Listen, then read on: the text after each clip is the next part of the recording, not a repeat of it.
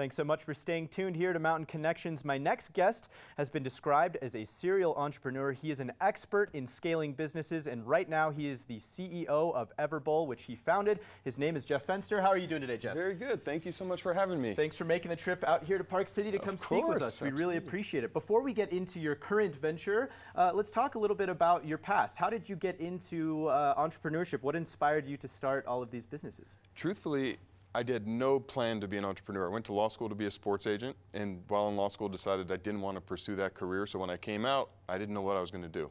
And I got a job at a payroll company as a payroll sales rep, and I was very successful in my early time, and I earned a big bonus that I wasn't supposed to receive until the end of the fiscal calendar year, which was July. Excellent. And this was January, so knowing that I owed a lot of law school debt, I went to my boss and said I'd like my bonus. And they said, sure, at the end of the fiscal year you can have it, which was about 6 months. And my big ego at 24 said, no, I want that right now. I need that now. I need that money. And so I threatened to quit if they didn't give it to me, because there was like this back and forth, and I thought there was no way they'd let their top sales rep walk out the door.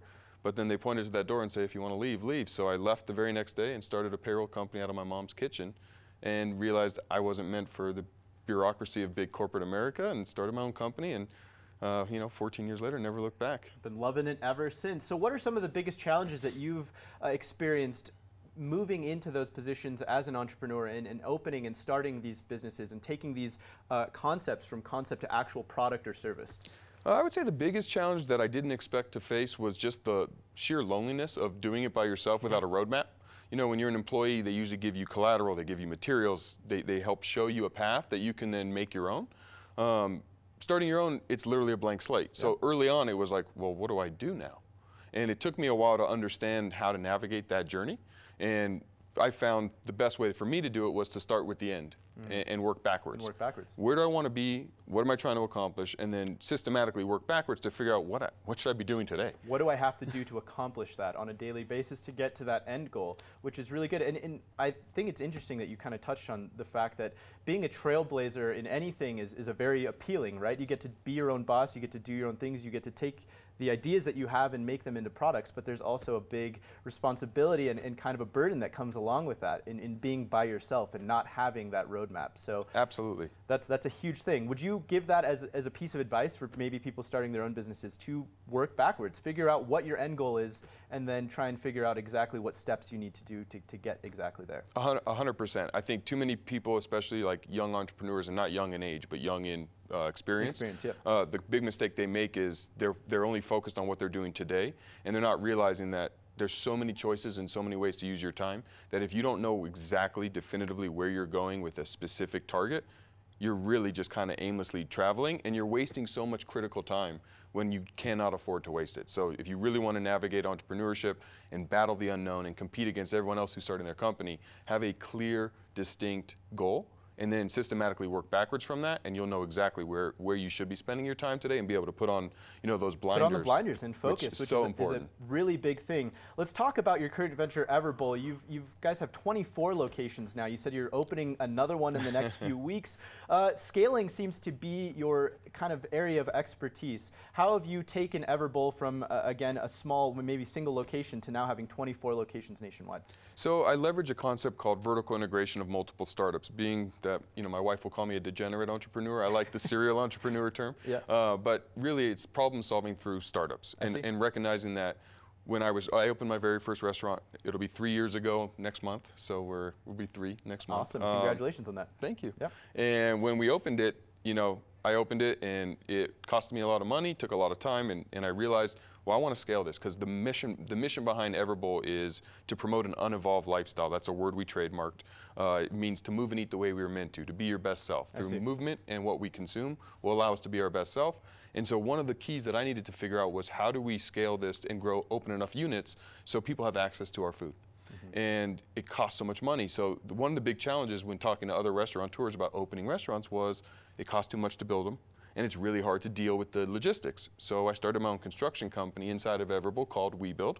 We build Everbowls, so we build and manufacture our own stores off-site, which allows us to scale faster.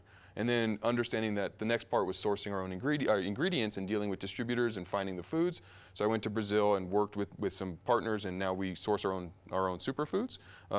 We call it real acai and real pitaya. So now that we're kind of leveraging our own infrastructure, we really leverage vertical integration. So everything inside our organization, if we can solve it through a startup inside of our own self, we do it, and that allows us to exponentially grow faster and really control the entire supply chain. That's amazing, and I think something that I've seen across the wide array of successful entrepreneurs that I get to speak to on the show is a solution-focused mentality rather than a problem-focused mentality. You're going to come up with, you're going to encounter problems on a daily basis as an entrepreneur, as a small business owner, and to be focused on the solutions and how you can fix those problems is the key. Not to dwell on the fact that you have a problem, but what can you do to fix it? As you said, you had problems with construction, so you created a construction company, which is fantastic. I love that approach. Let's talk a little bit more about some of your other products as well. You have a coffee company, which you have as well. Is this sold through Everbowl, or is this something separate? Yeah, so we just launched this brand. It's called Super Fuel Coffee. It is an Everbowl branded product. The idea here in our unique selling proposition is you drink coffee every day, but you don't always have access to superfoods. Why not drink superfoods in your coffee?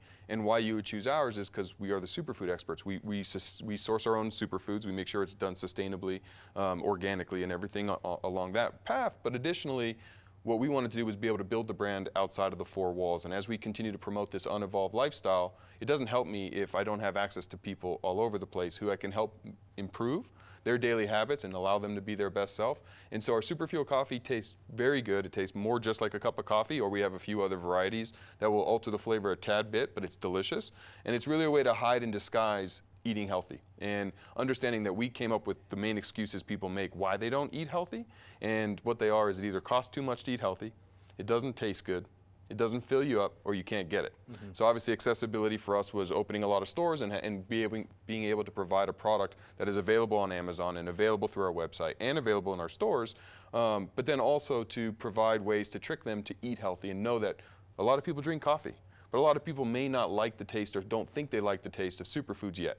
So let's introduce it to them in a way where they won't even taste it. That's familiar to them already. And they won't even taste it. No new habit. That's great. No new habit. And we're promoting that through our coffee line and through other products that we're going to introduce to the market as we continue to try to hopefully lead the charge on health and wellness, be your best self, unevolve, and find ways to do that. And so, you know, for us, it's just kind of, again, it's not necessarily to make money as much as it is to help build the brand and get people used to consuming it, so we don't mark it up as a premium product. It is pretty much the same cost as a price as a normal cup. That's awesome. And it's our way to kind of help promote. That's fantastic. So my next question for you is, when are we going to get an Everbowl in Park City? We're working on that right now. Awesome. We're in discussion right now to open up more stores in the Utah area. We just opened in Arizona, and I'm out here today to not only talk to you, but also do some site searching. Excellent. And hopefully we'll be able to bring Everbowl here soon. We'll keep our eyes out for it. Jeff Fenster, thank you so much for all of your great information on scaling businesses as well as his business, Everbowl. You can find out more information at everbowl.com. You can even